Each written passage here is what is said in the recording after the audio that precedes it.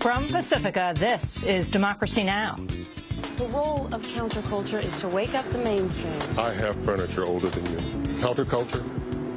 Is that what you think this is? Your little show? What about my show? The show is racist. Black people can't be racist.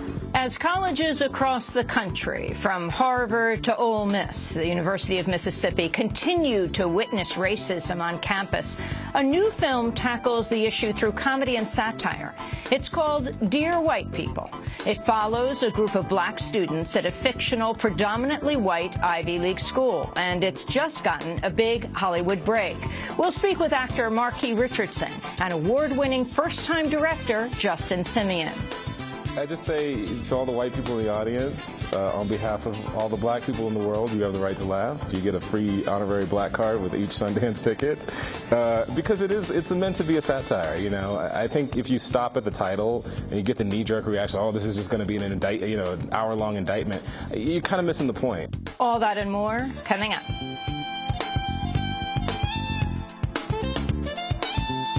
Welcome to Democracy Now!, democracynow.org, The War and Peace Report. I'm Amy Goodman.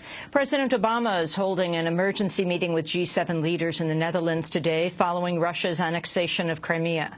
The session comes as the Russian government continues to strengthen its control, seizing more Crimean bases and detaining Ukrainian commanders. Earlier today, the Ukrainian government said it's ordered all its forces to withdraw in the wake of Russia's annexation.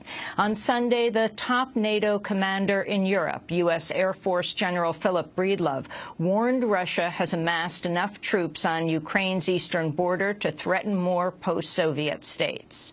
If Russia is worried about a country moving towards the West, a way to solve that is an incursion, a frozen conflict, and now no one wants to think about bringing that nation aboard into NATO because it might mean conflict with Russia.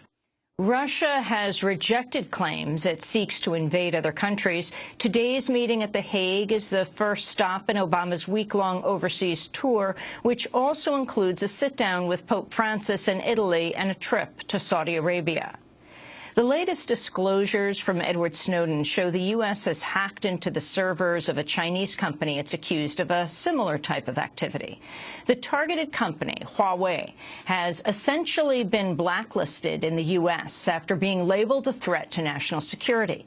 But the newly disclosed leaks show the NSA has created backdoors into Huawei's networks, the same activity it's warned Huawei could help carry out against the United States. The NSA's spying included accessing the emails of top company executives. The Republican head of the House Intelligence Committee continues a campaign to paint NSA whistleblower Edward Snowden as a Russian spy. Speaking to NBC's Meet the Press, Congressmember Mike Rogers claimed everyone in the U.S. intelligence community believes Snowden is under the influence of Russian agents. Rogers also attempted to link Snowden to Russia's interference in Ukraine. We know today no counterintelligence official in the United States does not believe that Mr. Snowden, the NSA contractor, is not under the influence of Russian intelligence services. We believe he is. I certainly believe he is today. I do believe there's more to this story. He is under the influence of Russian intelligence officials today. He's actually supporting, in an odd way, this very activity of brazen brutality and expansionism of Russia. He needs to understand that. And I think Americans need to understand that. We need to put it in proper context. Congressmember Rogers has yet to offer any evidence to back up his claims that Snowden spied for Moscow. Snowden remains in Russia after failing to win asylum in several other countries. Former President Jimmy Carter, meanwhile, has revealed he limits his own email use out of fear he's spied on by U.S. intelligence. In an interview with NBC News, President Carter says he avoids emails when corresponding with foreign leaders using old-fashioned snail mail. That has been extremely liberalized and I think abused by our own intelligence agencies. As a matter of fact, I have felt that my own communications were probably monitored. And when I want to communicate with a foreign leader privately, I type or write the letter myself, put it in the post office and mail it. Old-fashioned snail mail. Yeah, because I believe if I send an email, it will be monitored. In the same interview, President Carter said President Obama has never called him to ask for advice. Carter cited as the reason his stance on the Israel-Palestine conflict, where he has called for, quote, equal treatment of Israelis and Palestinians. That, he suggested, has put him at odds with official U.S. policy. The U.S. has sent a deployment of soldiers and military aircraft to Uganda in a claimed effort to assist in the hunt for rebel warlord Joseph Kony. The African Union has led a campaign to defeat Kony and his Lord's Resistance Army, a group that's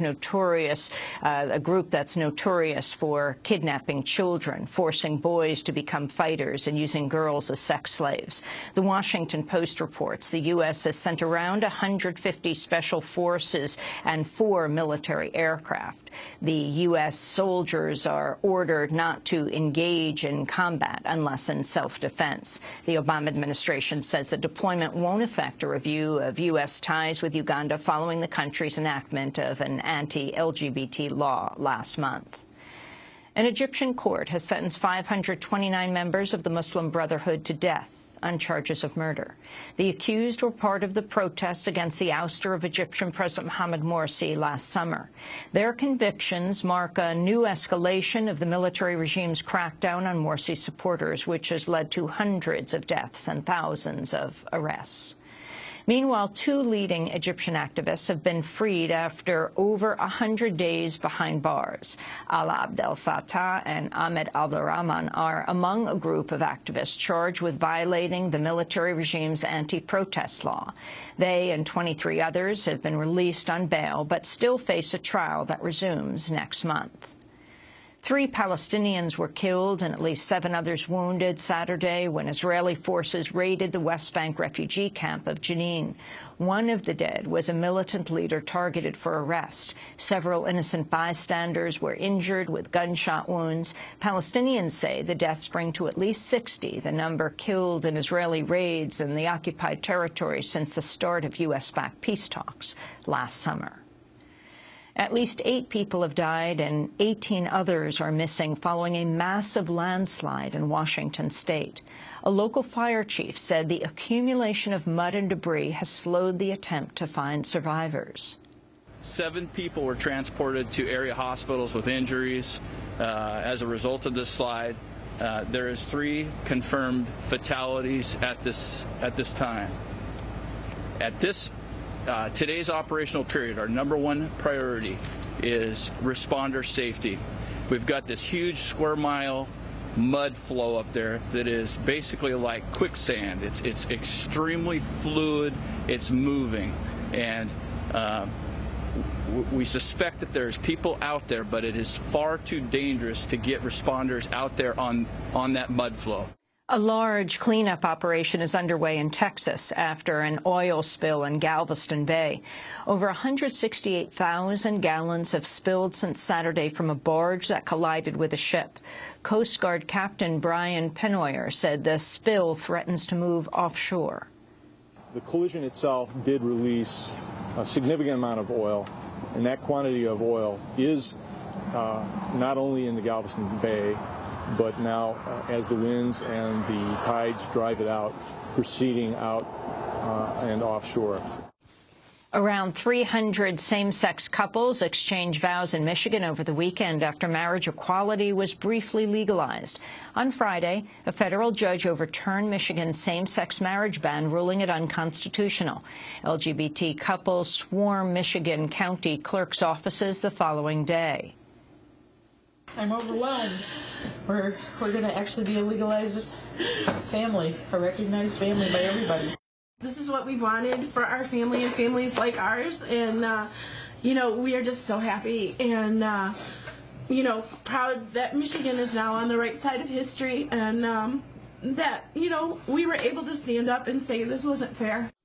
The ceremonies were short-lived when the initial ruling was frozen later Saturday after Michigan appealed. Michigan's the latest state to have its gay marriage ban struck down, following similar rulings in Texas, Virginia, Kentucky, Oklahoma, and Utah. 3 separate probes have reportedly cleared an FBI agent of wrongdoing in the fatal shooting of an unarmed Chechen man questioned for his ties to the Boston Marathon bombers. Agents were questioning Ibrahim Todashev at his Orlando, Florida apartment last May when he allegedly tried to attack them. After multiple anonymous claims Todashev was armed, it later emerged the circumstances were unclear. But investigations by 3 parties, the FBI, the Florida prosecutor, and the Justice Department, have all concluded the agent followed proper guidelines. An expose by the New York Times last year found the FBI has cleared its agents in every single shooting incident dating back 20 years. A Mexican woman who crossed the border with her children to protest record deportations has been released from custody. Elvira Arellano became famous when she sought sanctuary for a year in a Chicago church before being deported in 2007. She crossed into California last week with dozens of others. In a statement, the National Immigrant Youth Alliance said, quote, other mothers in her exact same position remain in detention, proving that the Department of Homeland Security is more concerned with its public image than rational, consistent policy, they said. A new report has revealed high rates of bullying against children who are part of the Sikh religious community. In a report titled Go Home Terrorist, the Sikh Coalition says more than half of Sikh children are bullied at school. Among Sikh children who wear turbans, 67% are bullied, a level more than twice the national rate. The Army whistleblower imprisoned for leaking a trove of secret documents to WikiLeaks has petitioned a Kansas court to change her legal name from Bradley Manning to Chelsea Elizabeth Manning. Manning said in August she identifies as a woman, but she remains in a men's prison at Fort Leavenworth, where she's serving a 35-year sentence. The CEO of Netflix is defending net neutrality, the principle of open and equal Internet access. Last month, Netflix agreed to pay Comcast for faster and more direct access to its subscribers, a move seen as a threat to net neutrality. In a blog post Thursday, Netflix CEO Reed Hastings wrote, quote, some big Internet service providers are extracting a toll because they effectively control access to millions of consumers and are willing to sacrifice the interests of their own customers to press Netflix and others to pay. While in the short term, Netflix will, in cases, reluctantly pay large ISPs, we will continue to fight for the Internet the world needs and deserves, he wrote.